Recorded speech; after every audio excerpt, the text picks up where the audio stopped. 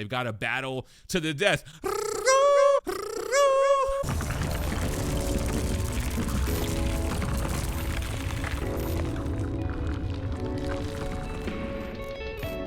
What's going on, everybody? It's your boy GemMint, and this is Off the Rack. It's the show where I read the weekly comic books and I give you my reviews as spoiler-free as possible.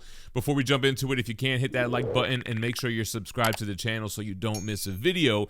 And I'm going to start with what I read digitally first. I got 4 titles. I didn't pick this up in a physical copy, but we got Bring On the Bad Guys, Red Skull, issue number 1. I've been digging all of these little kind of one-shots that have this overarching story. This one's by Phillips, Bianchi, and Ferraro Jr. Basically, kind of like the Loki issue, Red Skull has to kill somebody for Mephisto. Goes back to kind of like the World War II days. He's got to capture someone's soul in the knife again. Now that I think about it, it's very similar to the Loki story. Essentially, Mephisto is bribing Red Skull to give him the soul for Steve Rogers. And then the whole overarching thing with Doom and Sister Sorrow and her trying to get these artifacts. So been digging it. This one maybe not my favorite out of all the Bring On the Bad Guys, but it was still good. And let's keep it with Marvel right now. We have Predator Kills the Marvel Universe, issue number 1. This is by Benjamin Percy with Marcelo Ferreira and Daniel Picciotto with Frank D'Armata. So this follows the whole Wolverine versus Predator, the Spider-Man versus Predator, which everybody was saying was super good and that I need to read. So it does reference those runs, but I was able to jump into this and still get into it. And I could see why people are saying to read the Predator Kills Spider-Man or Predator vs. Spider-Man. This was great, man. You've got the Predator, again, killing the Marvel Universe, going up against the Guardians of the Galaxy at first. Kraven being that tether from Earth to the Predators and helping them spot out the weaknesses of all the superheroes. Which superheroes do they need to take out first? It's bloody, it's brutal, there's killing. I actually really liked Predator Kills the Marvel Universe. Now onto some indie stuff, and these are kind of like review copies, so you might see watermarks, but Blood and Thunder, issue number 4. This is by Sereno Sue Masasic and Robert Kirkman.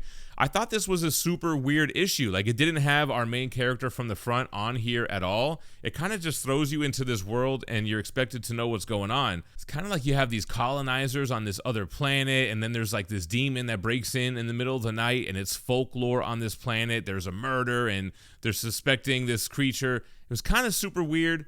I haven't really been loving this title, to be honest. I don't know how much more I'm going to give Blood and Thunder, but Transformers 23, I absolutely loved. There's just this big all-out war going on leading up until the departure of Daniel Warren Johnson, and Robert Kirkman is going to take over this title. But Johnson's joined by George Corona and Mike Spicer. Really cool stuff here. A lot of parallels to the Transformers 86 movie with Optimus Prime. You know, I'm trying to keep this vague, but it gave me those vibes. Love the stuff with Ultra Magnus and trying to repair Prime's body from what Megatron's arm did to him. Then you got the whole Starscream Megatron power struggle. Megatron doing the typical villain thing, like, just kill him. You can kill him right now. You don't have to tell him your whole plan. You don't have to make sure that you defeat him in a better manner. But anyway, I thought that was pretty funny. So that's everything digital. Now let's hit that rack. Let's see what's on the rack this week. So let's start off with some Dynamite action. First of all, big shout out to Nick Barucci. Always been there for me and helping out the channel through hard times. So if you guys are down to support any Dynamite titles, please do so. I picked up Space Ghost number 1. This is by it's Papose and Lau. So David Papose, Jonathan Lau, Andrew Dahlhaus as the colorist, Taylor Esposito as the letterer. This is the Alex Ross variant, and they have virgins and foils and all a bunch of different stuff. I think Matina was the cover A artist. So I remember getting an ash can for Space Ghost. It had to be over a year ago. So I'm assuming they did like a volume, and this is another volume. And it kind of just throws you into this world where Space Ghost is battling kind of like Batman the Animated Series style, like arcade and toy world and all that stuff. And then you have these 2 children. Space Ghost is their family. What is his name? Dax when he's not Space Ghost.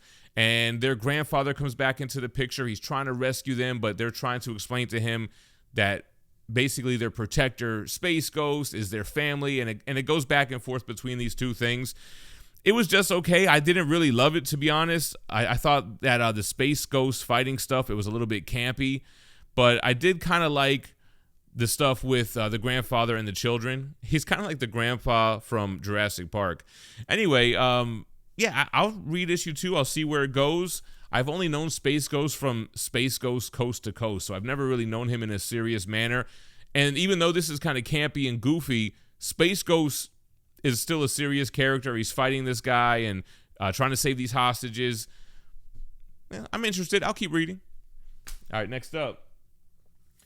So I decided to put Spawn on my pull list. I don't think I've read Spawn since, like, well, I jumped on with issue 300, and then I read it for a couple years, and then I jumped off. So maybe I read up to issue 320 or something like that. I remember, like, Omega Spawn being, like, the last stuff that I read from the main title.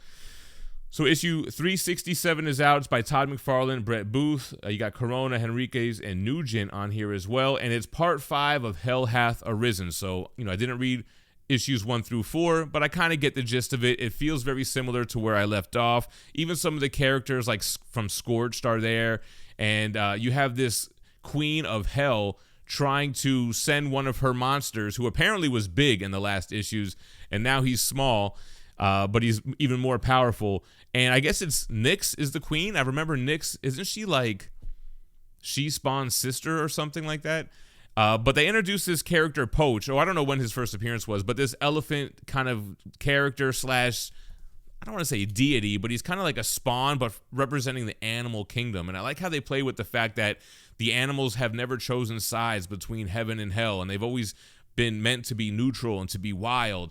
So you see Poach, this badass elephant warrior, fighting this kind of soldier from the Queen of Hell. We know that the Queen of Hell wants to take over the universe. She needs to destroy God. Spawn pulls out a weapon given to him from God from back in issue 250. So even though I just jumped right in, like with most comics, you can kind of get the gist of it from a little bit of the exposition. But I'm going to continue to follow Spawn. Maybe I'll pick up the first 4 parts to this story to kind of get caught up. But, I mean, you got Brett Booth art. You can't go wrong with that. Todd McFarlane doing his 3 newscasters a la Frank Miller, Dark Knight Returns. All right, guys, I'm bringing back Pick of the Week and Pick of the Week. So Pick of the Week, like the best book that I read this week, and I'm going to go out of order. We're still kind of working out the kinks on this segment. Superman, the Kryptonite Spectrum by W. Maxwell Prince and Martin Morazzo with Chris O'Halloran, the creative team from Ice Cream Man, tackling a Superman story. And it plays with the different color kryptonites that exist. There are 4 existing ones, and they have just discovered 4 new ones. So the original ones is you got the green kryptonite, which hurts Superman. The red kryptonite makes him angry. The black splits his brain into 2, and the gold robs him of his powers. So those are the 4 existing, and then they find and discover 4 new ones. And it feels like the James Gunn Superman, like even like the little helpers in the Fortress of Solitude. Batman is helping Superman test these new 4 different color kryptonites. So what do you have? The purple kryptonite, cobalt, speckled, and rainbow K. It's like the trims from all the different comic book variants. So they test the purple kryptonite on Superman, and it messes with his mind. It kind of puts Superman's actions into a Quentin Tarantino film, where it's like the middle is the beginning and the end is the, anyway, you know what I'm saying. They kind of mess up the timeline. So purple kryptonite messes with Superman's time and perception. And it wasn't like an Ice Cream Man story where there's like this looming darkness and doom ahead. It was a little bit dense, more so than anything else I read this week, but it was worth it. I dug it. I already had this on my pull list when I saw issue 1. So yeah, we're keeping it on the pull. We'll continue with issue 2. That is the best book that I read this week, the pick of the week. The Ultimates issue 15, they're cranking these out. I still have 13 through 15, waiting on that trade to read 7 through 12 so I can get caught up. But until then, I'm just stacking up the singles. If you guys missed out on any of those San Diego Comic-Con exclusives, look no further than that Spider-Man booth on Whatnot. They've got the Invincible Universe Battle Beast exclusive by Ryan Otley, the Marvel Swimsuit Special by Rose Besh, and they even got that rare Jim Lee Hush 2 black and white cover. Make sure to bookmark that Spider-Man booth's upcoming shows and give them a follow. Now for the pick of the week. The weakest book that I read this week, by far, is the Ultimate Spider-Man Incursion. Cam Ziegler, Scarf, and Delgado, issue number 3. I'm just so surprised because Ultimate Spider-Man is the best Ultimate title. I think that's safe to say. But this like Miles story in that universe just isn't doing it for me. His kid sister got transported here to this Ultimate Universe, so Miles is looking for her. They end up in this universe's version of Japan. He befriends Storm and another mutant from the X-Men, and yeah, he's just chasing his sister all around. So okay, that's kind of it. Not really much happens here, and it's not really exciting, man. And it kind of feels like it should be more, because this is this Ultimate Universe's version of Secret Wars, essentially, with incursions and all that stuff. But I'm just not really getting it. Pick of the week, the weakest link.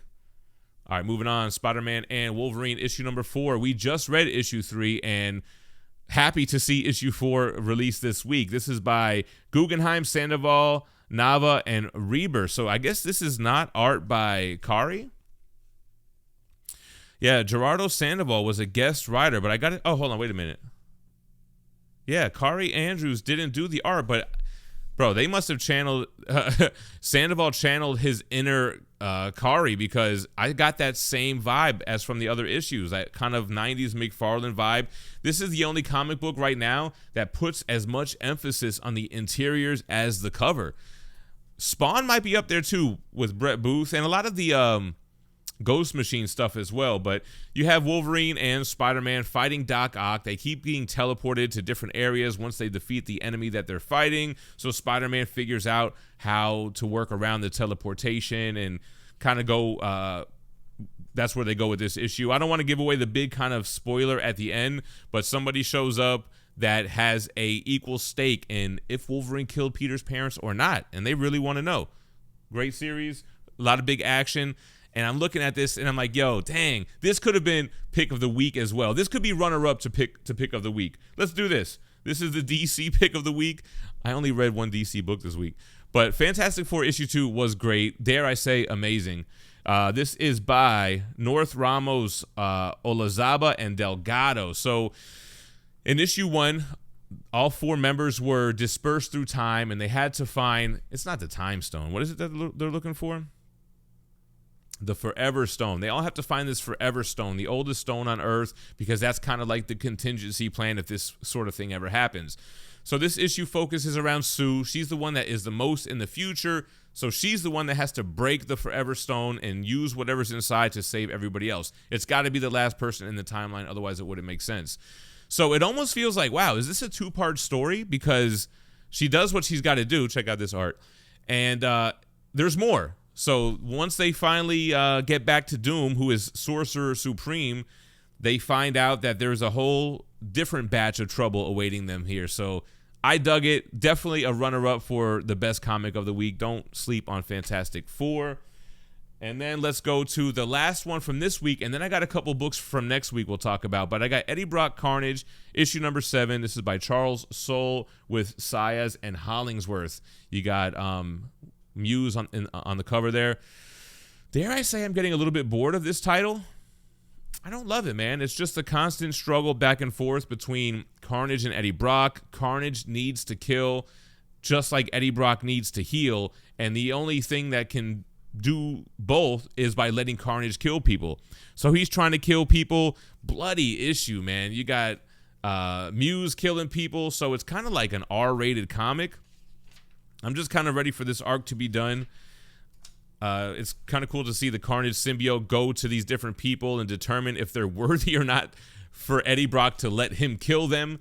So it's kind of a funny little dynamic there. It's okay. I'll keep reading it, but I would like to see a change in the story.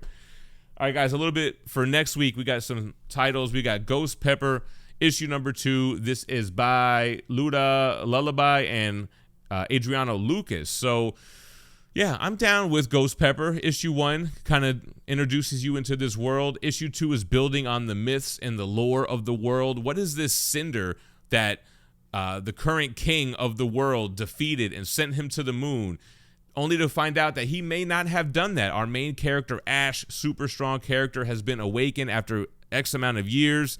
He's back, and he's kind of pissed off that somebody else has taken the credit for his kill, and they're now the savior, even though him and what looks like his faction might have done, because we see other people, we're introduced into other people that kind of look and resemble Ash, kind of like this ghost, pale skin with white hair, super strong.